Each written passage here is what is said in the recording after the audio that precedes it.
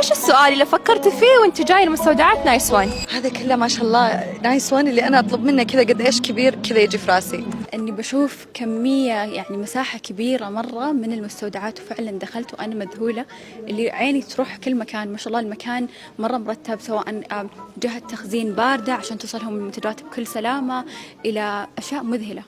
يعني هل الخيال كان نفس الواقع؟ لا والله صراحة كان افضل بكثير واحلى. هل بنشوفهم للعالمية؟ وأتوقع بنعرف الجواب. إيش المنتجات اللي ما راح أحصلها؟ وحصلتيها ولا ما حصلتيها؟ حصلت أكثر منها.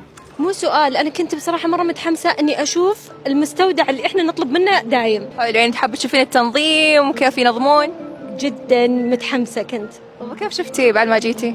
صراحة مبهر، المستودع فظيع بشكل يعني ما كنت متخيلة هذا الحجم وكمية المنتجات الموجودة. ما أدري، جاء في بالي كذا حجم المستودع، يعني قعدت لأنه ما شاء الله نايس وان دائما عندهم منتجات مرة كثير، فقلت قد إيش يعني حجم المستودع ممكن يكون. طب يوم جيتي هل فعلا الخيال نفس الواقع ولا لا؟ الصراحة أيوة أبهروني، يعني انبهرت. كيف ترتيب الميك اب قاعد يصير؟